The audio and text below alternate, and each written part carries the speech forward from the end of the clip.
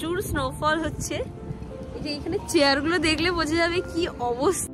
চারিদিকে পুরো সেই স্নো ওয়াল তৈরি হয়ে গেছে। নাচ গান যা খুশি তাই করেছি। যাবো সীমানা পেরিয়ে। আমরা এখন এখানে, তার কারণ হচ্ছে এই জন্যই আমাদের এখানে আসা। এক্স্যাক্টলি আজকে আমরা দেখতে পাবো কি পাবো না সেটা আমাদের পরীক্ষা। Finger crossed. হাউস দ্য জজ। এই যেন প্রকৃতির হোলি খেলা চলছে। সত্যি বহু দিনের একটা ইচ্ছে পূরণ। হ্যালো এভরিওয়ান, আমি দর্শনা, আর দর্শনার বিদেশ দর্শনের নতুন একটি ব্লগে সবাইকে অনেক অনেক স্বাগত। এটা হলো ফিনল্যান্ড সিরিজের থার্ড ব্লগ। ফিনল্যান্ডে পৌঁছে এটা আমাদের সেকেন্ড দিন, আর সকালবেলা ঘুমটা ভাঙলো এরকম একটা সুন্দর স্নোফলের মধ্যে। আর বাইরে এত সুন্দর স্নোফল হচ্ছে দেখে ভাবলাম তাড়াতাড়ি করে কিছু একটা ব্রেকফাস্ট করে বাইরে থেকে একটু ঘুরে আসা যাক। সুপ্রিয়া, ব্রেকফাস্টে আমাদের কি কি হচ্ছে? What do you like to have? We have bread, omelette, sausage, and a little bit of black tea and coffee. What's in breakfast for Fenna? Sausage is okay for me. আজকের ব্রেকফাস্টের দায়িত্ব নিয়েছে সুপ্রিয়, আর এদিকে বর্ষা লাঞ্চে ওই চিকেন কারি হবে তারই ওই পেঁয়াজগুলো কাটছে। আমি বলেছিলাম ওকে হেল্প করার জন্য, কিন্তু ওই কাটাকাটির বিষয়ে ভীষণ পারফেকশনিস্ট, তাই ও নিজেই সব করছে। I'm a Virgo, I'm a perfectionist. আমি সত্যি সবার জন্য কফি, সবার জন্য চা, এই সমস্ত করে আমি আমার দিন শুরু করেছি এবং এটাই শেষ, এবং এটাই আমার শেষ। সারা দিনেও আমার কন্ট্রিবিউশন চলতে এইটাই। তো যাই হোক, আজকের ব্রেকফাস্টে ছিল ব্রেড, অমলেট আর সসেজ। বেশ একটা হেভি ব্রেকফাস্ট হলো।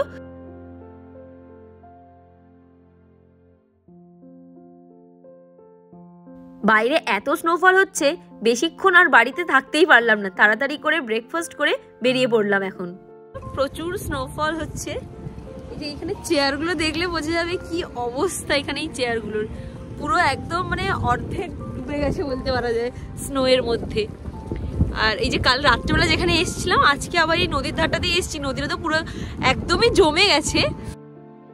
আমার লাস্ট ভিডিওটাতে আমি দেখিয়েছিলাম নর্দার্ন লাইটসের খোঁজে আমরা এই নদীর ধারেই এসেছিলাম, আর সেটা রাত্রেবেলা ছিল। আর আজকে মানে নেক্সট ডে সকালবেলা আমরা এসেছি এইখানেই, এই ফ্রোজেন রিভারের কাছে। চারিদিকে পুরো সেই স্নো ওয়াল তৈরি হয়ে গেছে। এইরকম এক্সপিরিয়েন্স করেছিলাম ফার্স্ট টাইম জাপানে, হোক্কাইডোতে। আমার পুরো সেই কথাগুলোই মনে পড়ছে। তো এখন আবার এটা হচ্ছে ফিনল্যান্ডে। এর আগে বেশ অনেকবারই আমার এই হেভি স্নোফল দেখার সৌভাগ্য হয়েছে, কিন্তু বিশ্বাস করুন যখনই এরকম স্নোফল হতে থাকে পুরো মনটা একদম বাচ্চাদের মতো আনন্দে মেতে ওঠে। নাচ গান যা খুশি তাই করেছি, আর বরফের মধ্যে আবার উল্টে পড়েওছি। প্রচন্ড স্নোফল হচ্ছে, চারিদিক একদম সাদা, আর এত সুন্দর একটা পরিবেশ দেখে দেবদত্ত আবার একটা সুন্দর গান জুড়েছে। চলুন শুনে নিই। ছেঁড়া রোদ্দুর ডাকে চলে আয়, শিশির ভেজা ঘাস যাবো খালি পায়, দুহাতে কুয়াশা সরিয়ে যাবো সীমানা পেরিয়ে। না যাওয়া যত পথ ভালো থেকো, গভীর এই ক্ষত ভালো থেকো, ভেঙে যাওয়া শপথ ভালো থেকো, ব্যর্থ অভিমান ভালো থেকো, ঝরা পাতার পিছু টান ভালো থেকো, নিয়মিত অভিধান ভালো থেকো।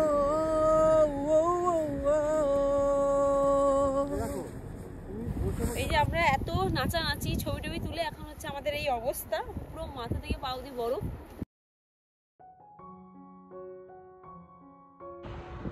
আজকে পুরো এক্সপিরিয়েন্সটা মনে হলো না হোক্কাইদোতে আমরা এরকম 2-3 বছর আগে যেরকম কাটিয়েছিল সেরকম চরম বরফ পড়েছিল। আজকেও সেরকম, আজকেও একদম সেম এক্সপিরিয়েন্স হলো, যেন আইসে যে ফিরে গেছে মনে হচ্ছে। পুরো একদম প্রচুর বরফ, আর চারিদিকে বরফ জমে গেছে। আর বরফ মানে জমে জমে যেন পাহাড়ের স্তূপ পুরো ধারণ করেছে যেন। চারিদিকটা এতটাই সাদা আর এত বরফ পড়েছে, কোনটা যে মানুষ যাওয়ার রাস্তা আর কোনটা যে গাড়ি যাওয়ার রাস্তা কোনোটাই বোঝা যাচ্ছে না। বাইরে এত স্নোফল হচ্ছিল সেটা দেখে এতটাই আনন্দিত হয়ে পড়েছিলাম আমরা যে চিকেন কারি হাফ রান্না করে ঢাকা দিয়ে গ্যাস বন্ধ করে আমরা চলে গেছিলাম। আর বাকিটা এখন এসে বর্ষা আবার করছে। আর এদিকে গরম গরম ভাতও রেডি, এবার আমরা খেতে বসবো। এই গরম গরম ভাত আর মাংসের ঝোল, বাইরে এরকম স্নোফল হচ্ছে, দারুণ লাগছিল খেতে। আর আমাদের খেতে খেতে সেদিন প্রায় 3:30 4টে বেজে গেছে। আর একটু পরেই মানে ওই 6:30 নাগাদ আমাদেরকে বেরিয়ে যেতে হবে। আজকে আমাদের নর্দার্ন লাইটসের ট্রিপ বুক করা আছে। তাই খেয়ে দিয়ে উঠেই আমি অ্যাকচুয়ালি ম্যাগিটা রান্না করছিলাম, কিন্তু এখানে বাকি কেউ আর ভিডিও করছিল না। তো সেই কারণে আমি সুপ্রিয়কে বললাম তুমি একটু ম্যাগিটা নাড়তে থাকো, আমি একটু ভিডিও করি। অ্যাকচুয়ালি ওরা বলে দিয়েছিল ওখানে যেহেতু অনেক দূরে নিয়ে যাবে, ওখানে কোনো খাবার দাবারের কিছু সেরকম থাকবে না। তো ওরা বলে দিয়েছিল আগে থেকে একটু খাবার জল সমস্ত কিছু যেন আমরা প্যাক করে নিয়ে যাই।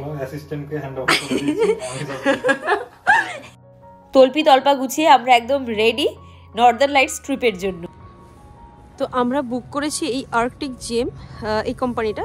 এই কোম্পানির সাথেই আমরা যাব। আজকে ট্রাই নিচ্ছি অরোরা দেখার, তো দেখা যাক দেখতে পাই কিনা। আর এইটা হচ্ছে আর্কটিক জিএম এর অফিস। তো আমরা এখন এখানে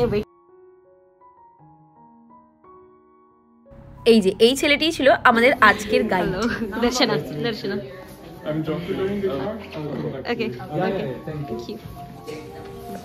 তো আমরা এখন এখানে তার কারণ হচ্ছে এই জন্যই আমাদের এখানে আসা। এক্স্যাক্টলি আজকে আমরা দেখতে পাবো কি পাবো না সেটা আমাদের পরীক্ষা, লাখ পরীক্ষা আজকে। তো আমরা এখন এই আর্কটিক জিএম এই কোম্পানিটার এই অফিসে এখন ওয়েট করছি। একটু পরেই আমরা রেডি হয়ে বেরিয়ে পড়বো। তো আমরা অলরেডি প্রচুর জামাকাপড় পরে এসেছি, কিন্তু তারপরেও ওরা আমাদেরকে এরকম একটা দামড়া জিনিস দিয়েছে এগুলো পরার জন্য, কারণ আমরা যেখানে যাচ্ছি সেখানে প্রচণ্ড ঠান্ডা। যাই হোক, আর আমরা যাচ্ছি টোটাল 8 জন। তো আমরা কি এরকম অরোরা দেখতে পাবো? এরকম চেষ্টা করছি যদি দেখতে পাই। ইয়া ফিঙ্গার ক্রসড যদি দেখতে পাই। আমরা কি দেখতে পাবো?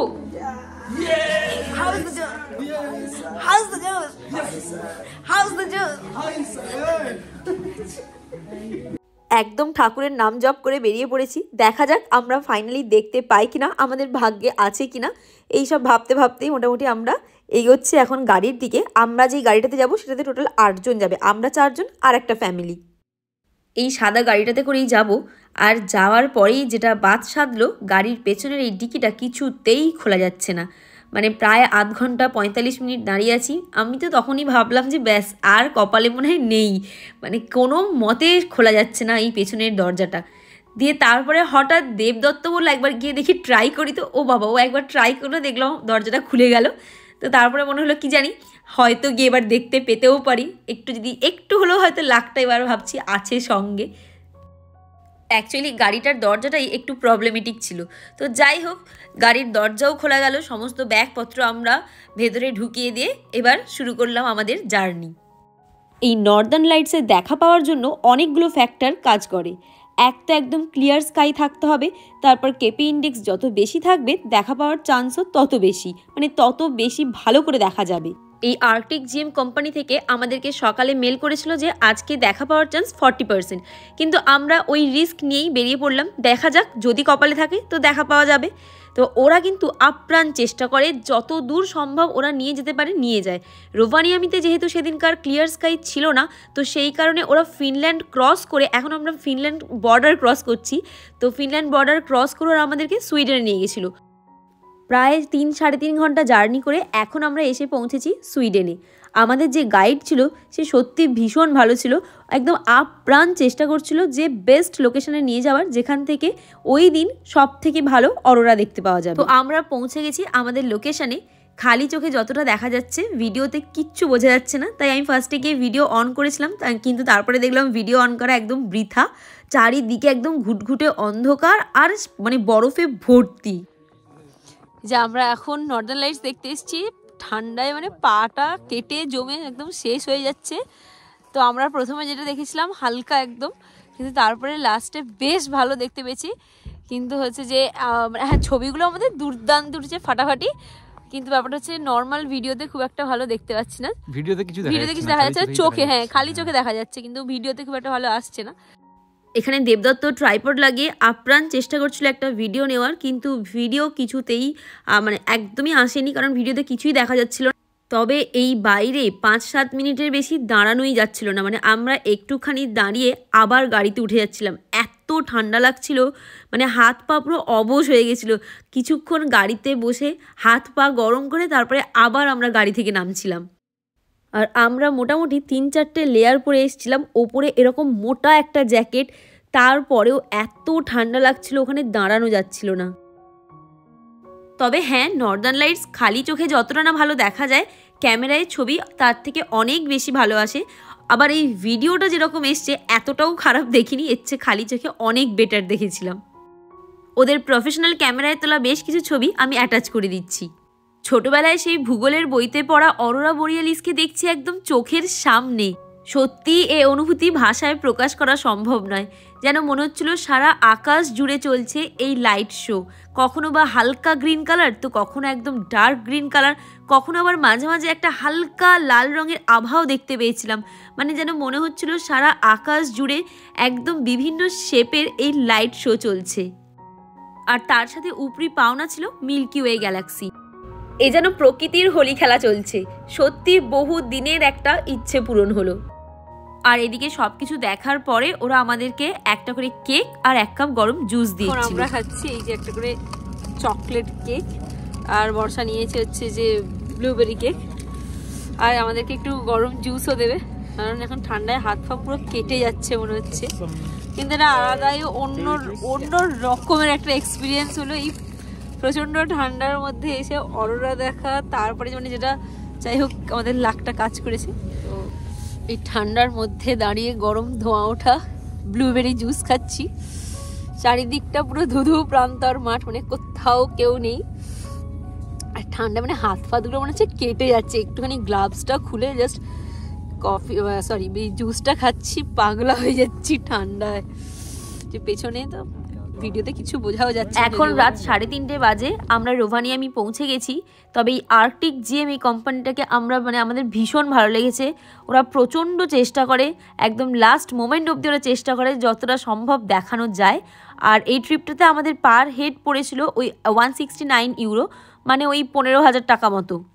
এই ট্রিপগুলো আমরা কোথা থেকে বুক করেছিলাম, কিভাবে করেছিলাম, তার সমস্ত কিছু ডিটেলস আমি ডেসক্রিপশন বক্সে দিয়ে দিচ্ছি, আর ওই লিঙ্কটাও শেয়ার করে দিচ্ছি, যদি কারোর লাগে তো দেখে নিতে পারেন। এদিকে আমরা যে ম্যাগি বানিয়ে নিয়ে গেছিলাম তার কিছুই খাওয়া হয়নি। এখন ভোর 4টে বাজে, আমরা বসে এখন ম্যাগি খাচ্ছি।